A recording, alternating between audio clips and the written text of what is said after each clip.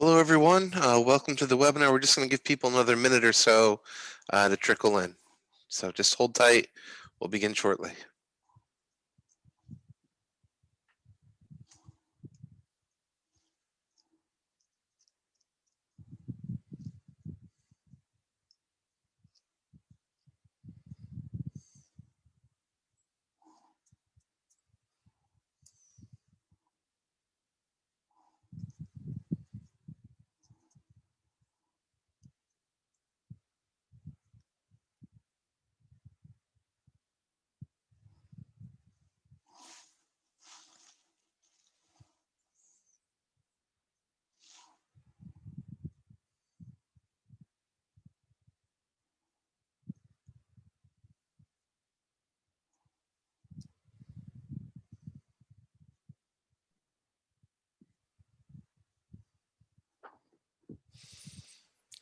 All right, why don't we begin? I know that this is being recorded, so if anyone misses the opening remarks, I'm sure that Andrea and the other people from advising and admissions can help share our collected remarks. So today we are talking about the second language requirement. Welcome, new spiders, by the way. Congratulations to all of you who have decided to matriculate and join us at the Richmond community. This is going to be a fantastic upcoming semester. I know that it's been a little bit tough this past year, but I'm excited to see so many of you back in the classroom and to see so many colleagues. And speaking of colleagues, I am joined by Professor Julie Baker, who is the director of our intensive French program, and Professor Ted Peebles. Julie, Ted, do you maybe want to introduce yourselves briefly?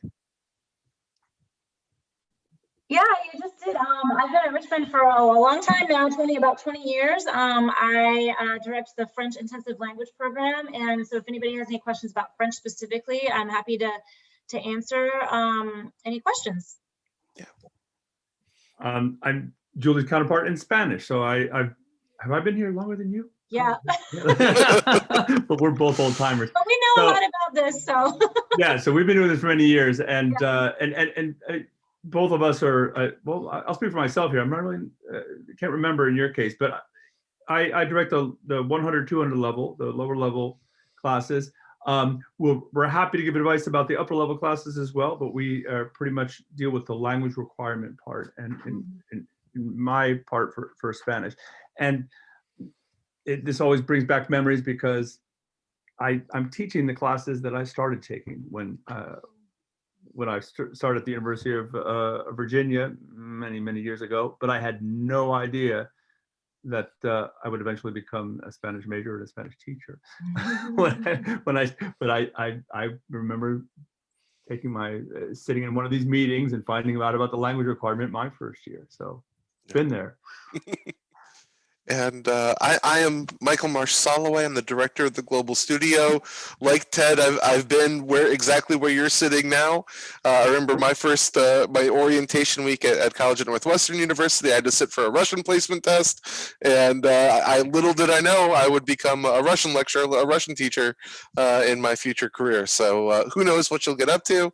But again, it's exciting to think what may come from your language tests. And we can, and as Ted said, we can answer questions about AP and advanced placement, credit and things. I actually, when I was at Michigan, I tested out.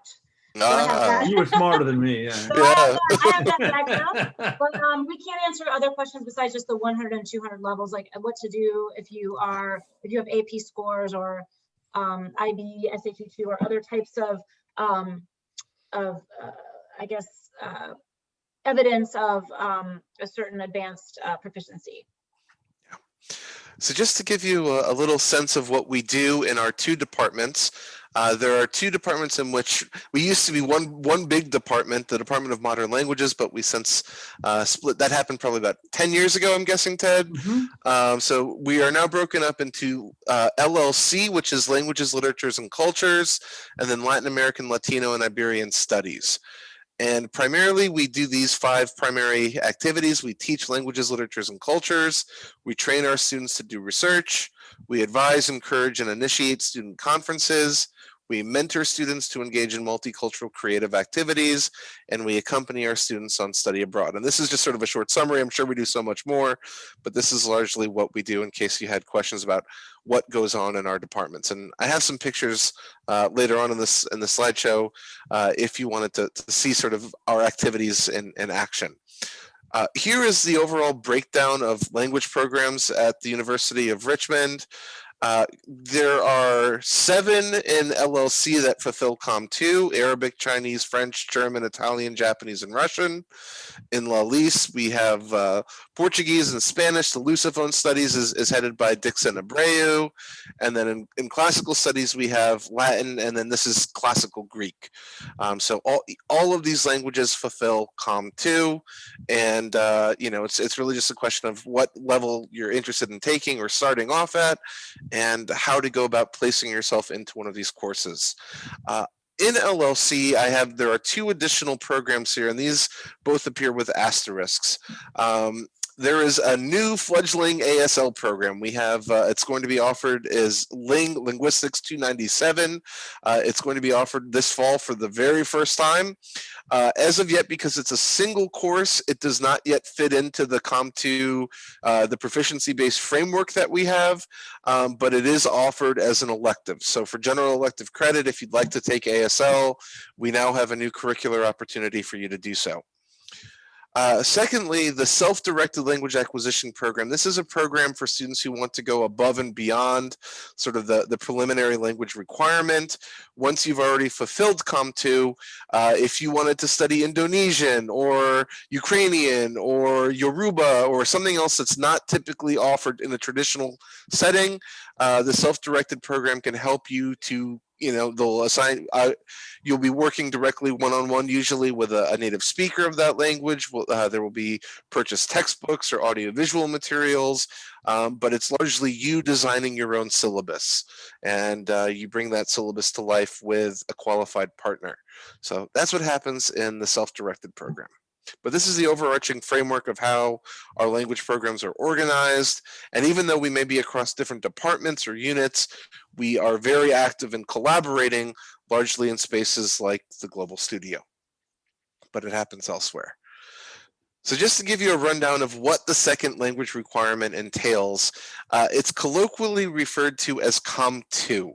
The second language requirement, it's a communicative requirement, and essentially every student who's coming into the college has to fulfill intermediate proficiency in some language other than English. So it can be a modern second language, it can be a classical language, it can also be American Sign Language. Any language under the sun, really, with the exception of English, would suffice. And there are several ways of completing or fulfilling the requirement. First of all, you can do so with coursework. So completing up to the 221 level in our intensive tracks in Spanish or French, or completing up to 202 in our traditional track. So we have 3 intensive languages. Those are Spanish, French, and Italian. All of the other languages offered at UR are traditional, so they're a 4-semester sequence as opposed to a 2.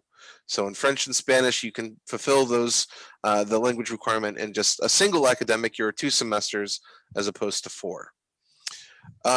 Whoops, did not mean to jump ahead. You can also present scores from a modern language advanced placement test, so AP. There's also IB.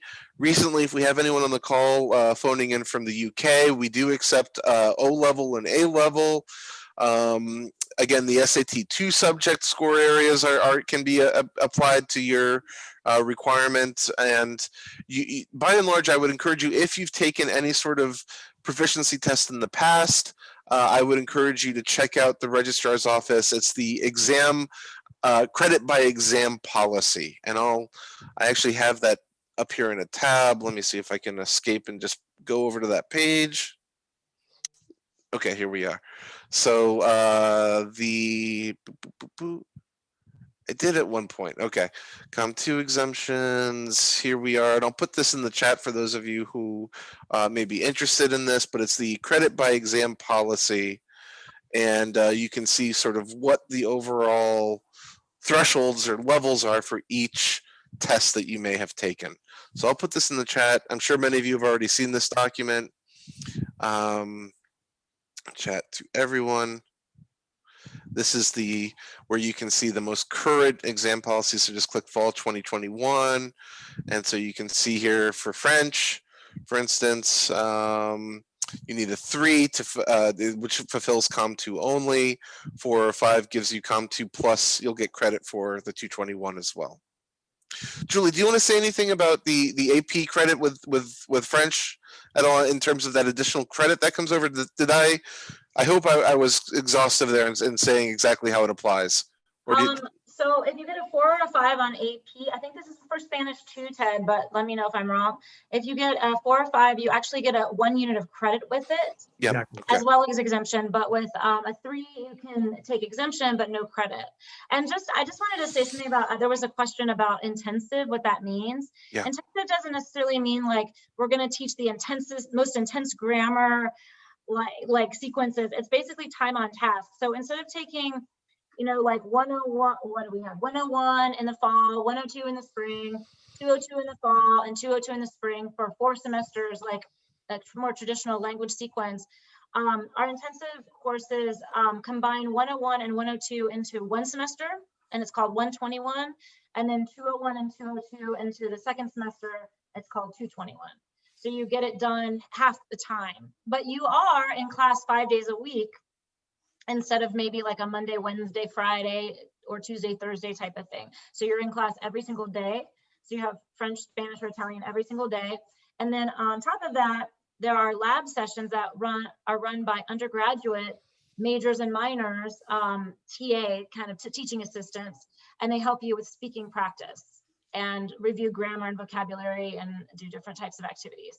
So you really are in class 7 times a week and in sort of immersion type feel. And those classes really you can get in 2 semesters really good at your language. I mean, you really are, you know, kind of like always in the language every single day. And our students really do well. What do you think, Ted? Well, yeah, well, first of all, I'd like to reiterate what Julie said. That's exactly the same for Spanish in terms of the AP credits and elsewhere. The intensive format offers another advantage by not spreading it out over 4 semesters, which, I mean, when I was at UVA many, many years ago, that's exactly what it was, as Julie explained. 101, 102, freshman year. Sophomore year was typically 201, 202. It's possible that you are, which is impossible at other places, really, for you to really start a major and from scratch. It doesn't happen often, but folks do. But for most people, the big advantage to the intensive program is that it enables you to achieve that intermediate level fluency, or you know, proficiency rather, in order so that you can go abroad, even in the summer of your sophomore year, or you don't have to wait till the typical 3rd year abroad type thing, because you can achieve a much higher level much sooner. So that's one of the big advantages of the intensive. The disadvantage, of course, is that it's a big chunk of your schedule, right? So you'll have to logistics of having the 5-day-a-week class plus twice-a-week labs mean that you have to kind of make your language course will be the core around which your other classes sometimes will have to be. It's hard to shoehorn a class with 7 class meetings a week into a full schedule. So that's the caveat for the intensive. The good thing is that when you're taking it, it's 1 class. It meets all those times. You're soaking in it every day. Yeah. And so for a lot of folks, it's actually a much, there's a lot less unlearning involved with those spaces where you're away from the language over the summer. Because the other thing to think about 4 semesters, spreading it out, is that you're away from it from the summer, then you got to come back and you're rusty, and then you get back, you know, that doesn't happen as much with the intensive. One thing I want to say before I forget is I really want to say to everybody that I would recommend, if you've had, you know, 2, 3, 4 years of high school French, to really schedule your language soon and not wait 2 more years, 3 more years to do it. Because what happens is it's like a sport. If you're not practicing it, it tends to atrophy and you lose things. And then you end up, some people have to end up either struggling at the 200 level or taking the 100 level because they've lost so much. And whereas if they had taken in their first year, they wouldn't have had to do that and waste those 2 units of credit. So if you're not, gung ho with taking an intensive class, either Spanish, Italian, or French, if that's your interest, the first semester of your time at Richmond, really, I think the second semester is a time to do it. Like, don't wait too long and lose everything you have coming out of high school. That's something that I've seen so many times. I've seen seniors after 4 years.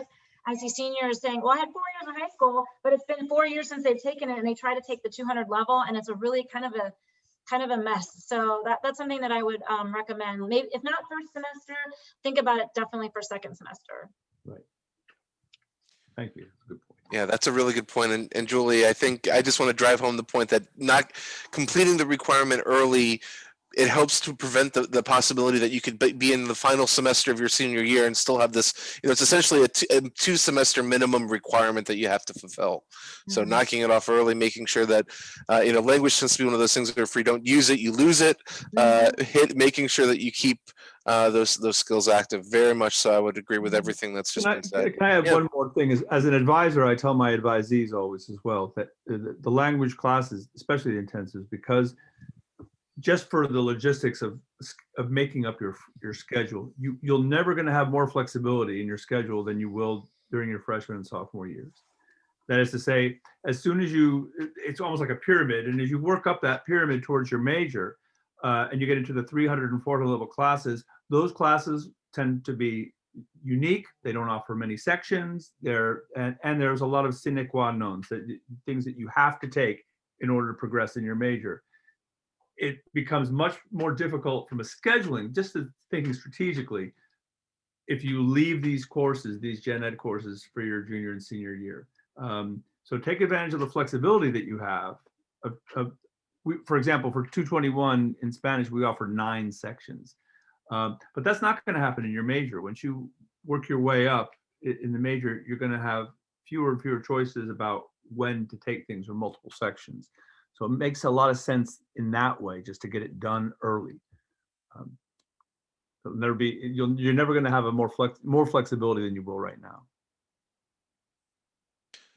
So aside from, the language placement tests that we, or rather the external tests, the AP, the IB, the SAT2, there are other ways in which you can decide whether or not you need to take the placement test. Essentially, I've got this pretty handy summary here where if you've had a year or two, if you plan to enroll and you're not quite sure what level you should enroll at, I would recommend that you just go ahead and take the placement test, because it gives us some more information about what you already know.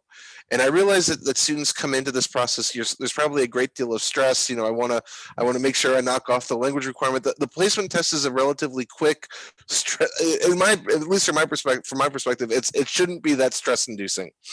Because it's not a grade, it's not something that will show up on your transcript. It's really just something that will help us to advise you on what course level is most appropriate for the ability we've documented in our test. So if you want to be in 221, if you maybe feel like you want to press yourself and get up to the major level coursework, that's fine. But just realize that the placement test really has no bearing on your academic career, other than the fact that it tells us where you need to start at, and then what you do from that point is really up to you. So if you want to take the placement test, there's a sign-up form, which I've, again, the link is on the previous page. But if you just wanted to go to, let's just go ahead and click this. If you decide that you need to take a placement test, you can follow this link, and essentially you enter your information in on this short Google form. And Ted, Julie, and I, we follow up via email for you to take the test from your home computer, from anywhere with a reliable internet connection. So if you take any of the 9 languages offered in our, and I should be adding Portuguese because we do offer Portuguese placement tests now, but from any of these 8 languages, if you're looking to test into those courses or test out, depending on what you hope to do with the language, this is largely where you would start. So you would then complete this, and then usually within, if I had to guess, maybe sometimes at the latest it would take me 24 hours to respond, but I'm usually responding in an hour or so. So you fill this out, and then instructions to access and complete the test are delivered to you via email. One other topic that I want to touch upon before we get to the open floor Q&A, and Ted and Julie, I don't know if you've taken a look yet at the Q&A. There are a few really good questions rolling in if you want to try to gather your thoughts. If you have experience or linguistic ability in some language that is not offered in courses, does that count towards Com2? And the answer is yes. So if you possess heritage linguistic proficiency, this is where it kind of becomes a great adventure for me, because I have to find someone to help test you in that language. I've had to find Navajo speakers. I've had to find, I've found speakers for, there's Tamil, there's, there are so many less commonly taught languages. Just recently I had another test for Twi, a language from Western Africa. So if you have linguistic ability in some other language, but you've never taken courses in it, maybe it's a language that you speak at home with your family, you can definitely request Com2 exemption for that.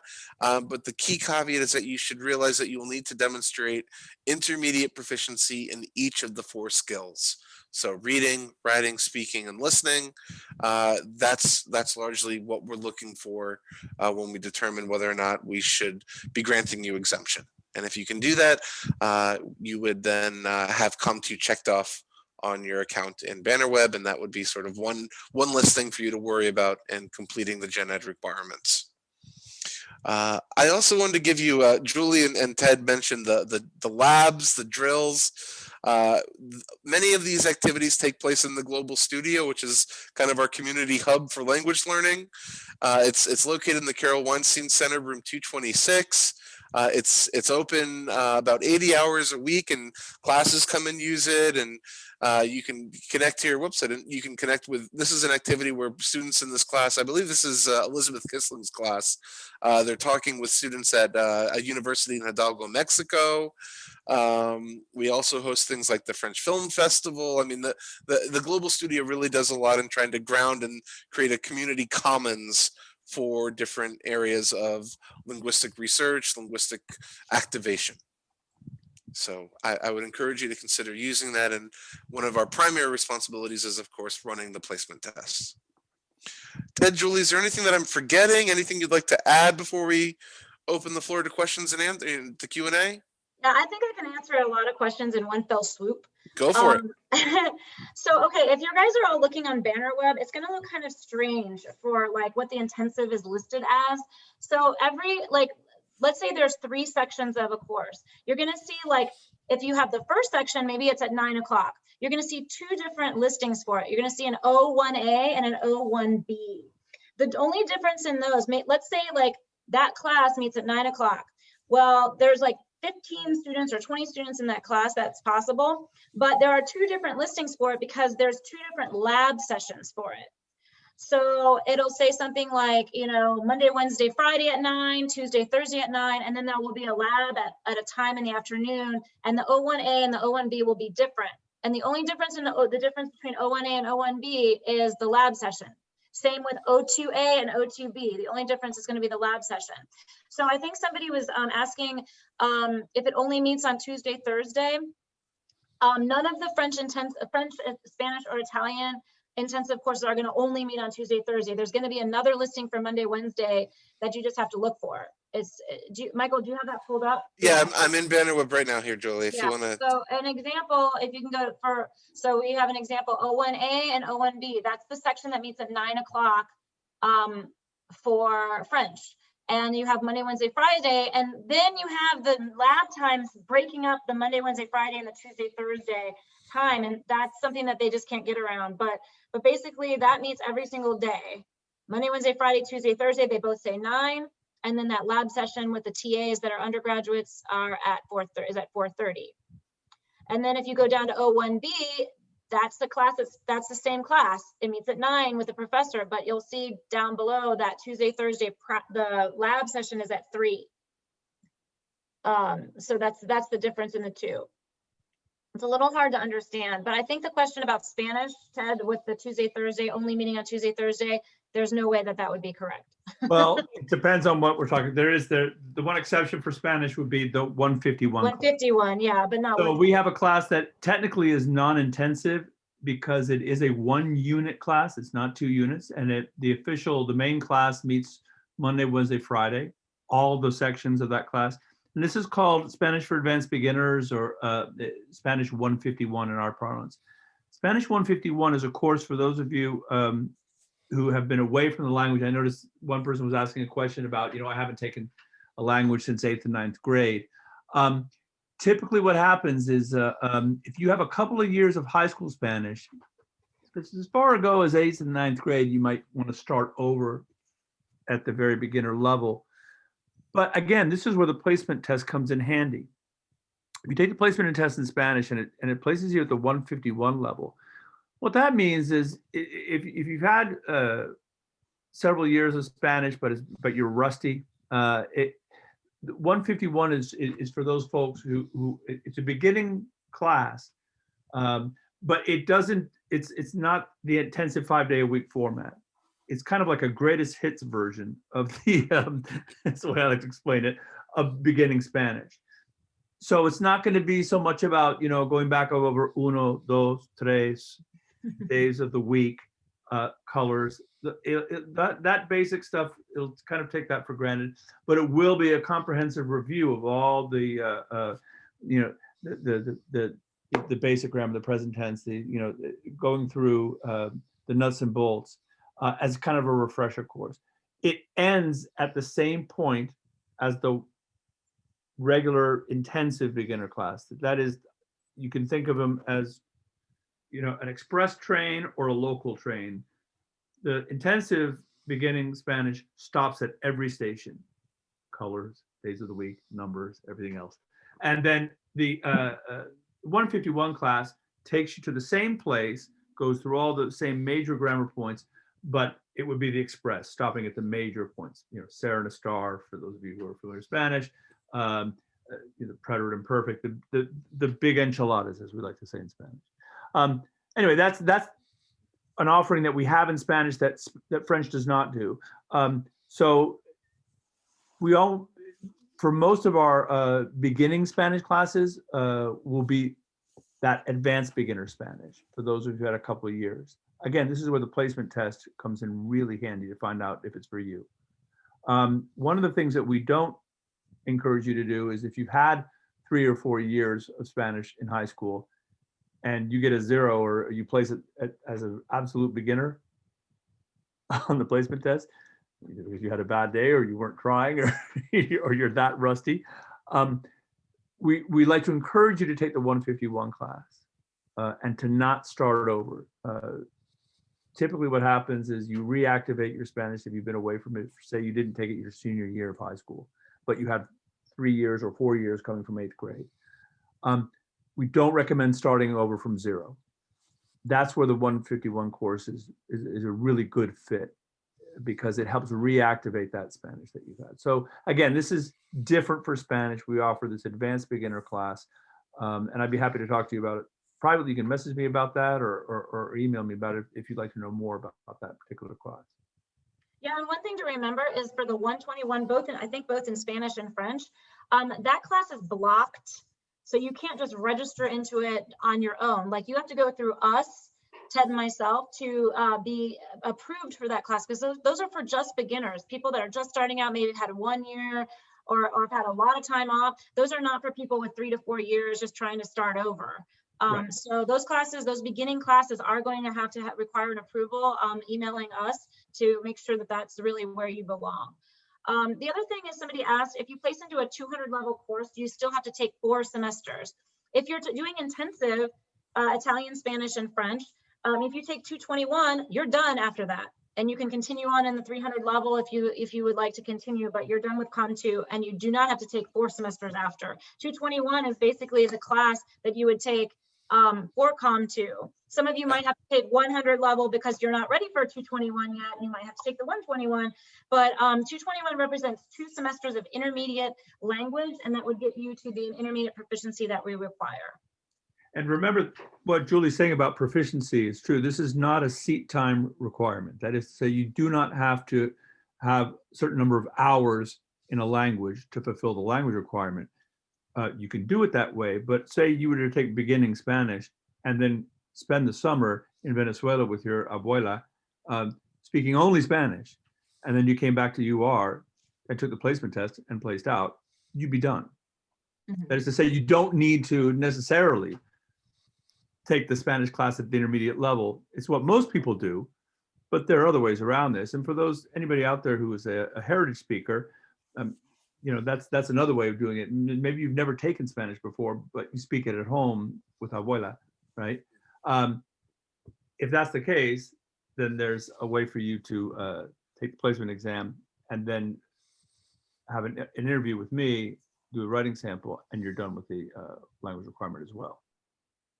And also the question on, can you take more than 1 placement test in 2 different languages? Absolutely, you can decide what you want to take. I mean, if you've had, I have people who've had 4 years of French, but then they have also done other languages and they decide to pursue their language requirement another way, or so yeah, that's definitely okay. Well, Michael, what about the question about the languages that are learned at home? That they might not have, I know you touched on this, might not have formal high school classes, but that's the last question that was just asked about using the self-directed program to fulfill Com2. So that's one of the key reasons why the self-directed program is it's its own independent entity, and it's usually for students who want to go above and beyond the basic language requirement. So fulfillment of Com2 is actually the primary prerequisite to gain entry into the program. If you wanted to use your linguistic heritage background to fulfill Com2, you would be more than welcome to do so. There are a few key ways we look to establish your proficiency in that heritage language.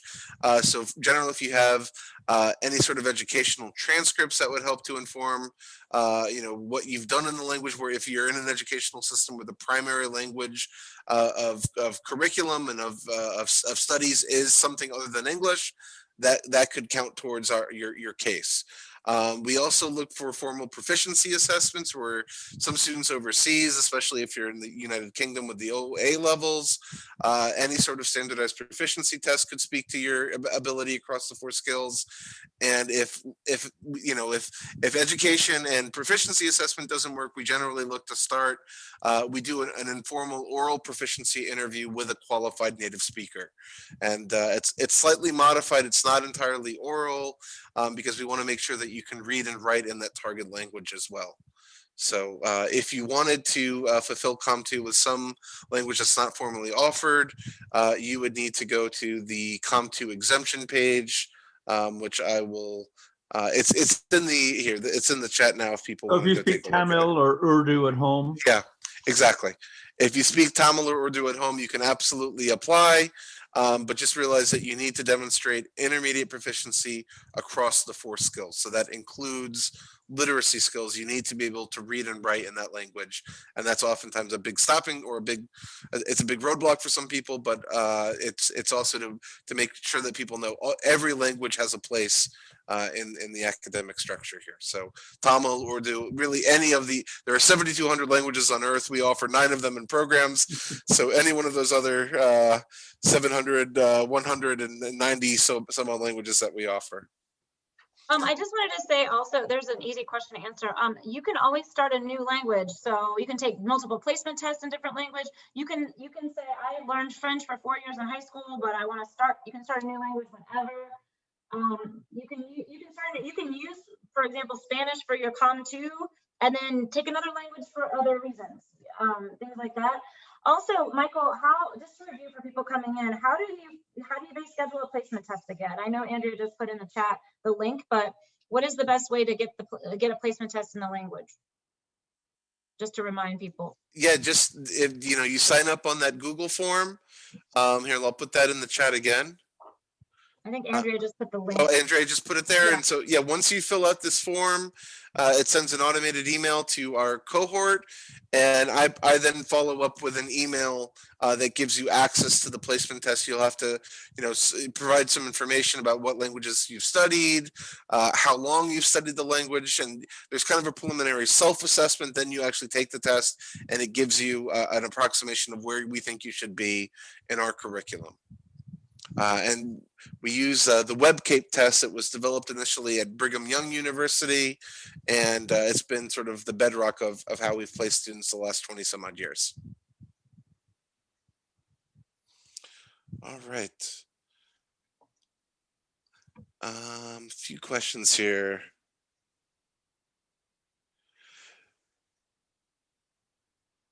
Yep, Benjamin, the answer is yes.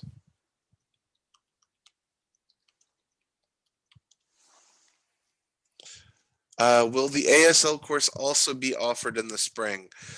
Good question, Ashley. That is fingers crossed. I very much hope so, but I can't guarantee it. I think we're still waiting on word from Academic Council.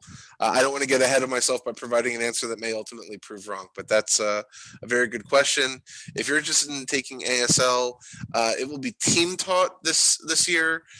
So we have members of I don't know if many of you are interested or knowledgeable about the ASL community, but there are deaf representatives with a capital D and deaf representatives with a lowercase d. So Reba Poole was born deaf. She is completely mute. And she's essentially kind of a native speaker of ASL. And then there is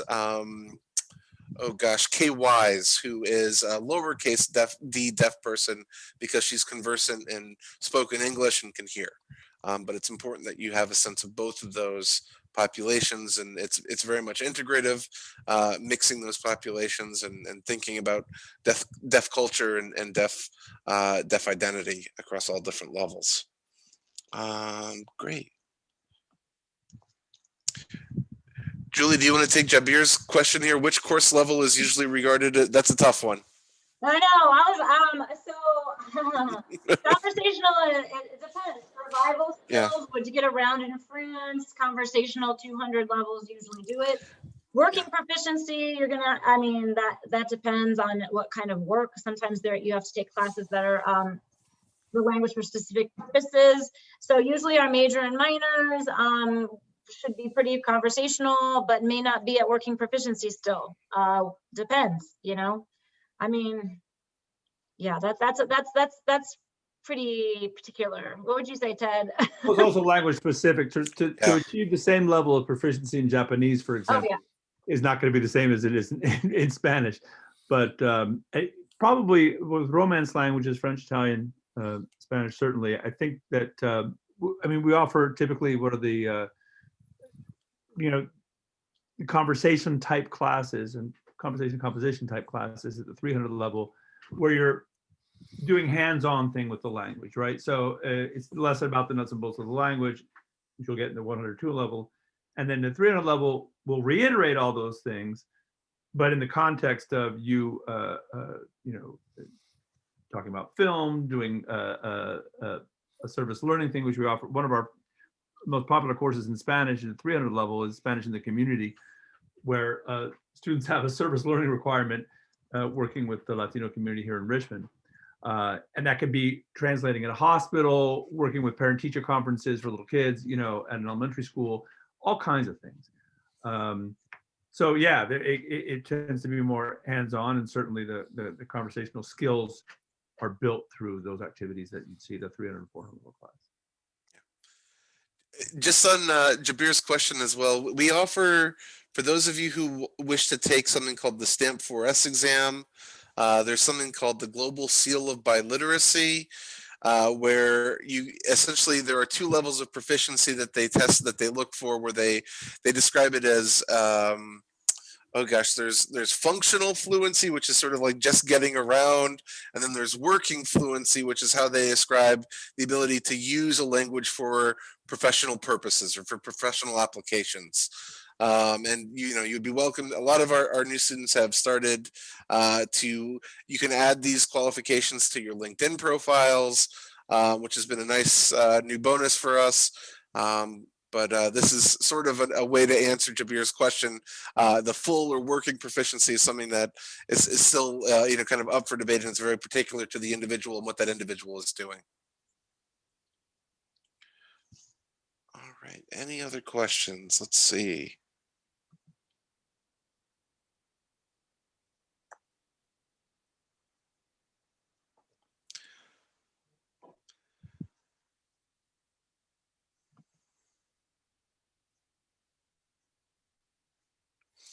Priest, if I didn't answer your question about the language at home, I would encourage you to talk to me. I may be able to put you in touch with someone who can help you to advance to that next level if you'd like to consider ways. And it wouldn't be sort of a by credit connection, but it could be at least maybe an interpersonal relationship to help you study in your heritage language. If you're looking to spruce up one particular skill area. Any other questions?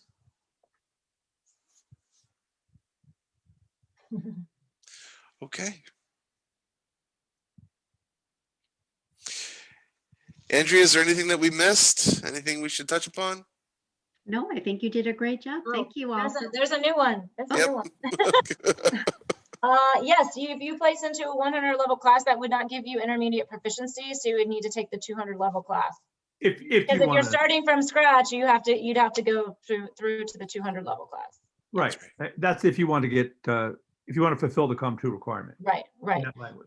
But if you're doing it for just because you already have the Com2 and you want to learn more languages, you can just take a 100 level class and just learn a little bit of a language. But for Com2, you can't just rely on the 100 level class for Com2. Right. And there's something to be said for that. I was just reading the New York Times this morning. There was a big piece about people who are keeping their cognitive skills until they're 100 years old. There's a lot of centenarians who, but you want to get there without getting Alzheimer's. And one of the things that they're saying is that people who start another language, even later in life, but who speak more than 2 and 3 languages, have more brain activity going on and actually end up not just living longer, but having better cognitive function later in life. So think about that. Yeah. if you're trying to decide whether you should start a new language or not, it's actually good for your brain. It is. The synaptic connections in gray matter go a long ways. That's right. Okay. Well, I'll put my email in the chat. I neglected to include that in the presentation. But if any of you have questions, don't hesitate to write. I'm always available. You can write our professors and faculty directly as well. But otherwise, I hope you all have a great summer. Andrea, thank you so much for organizing this. This was great. And have a good night, everyone. Take care. Good night.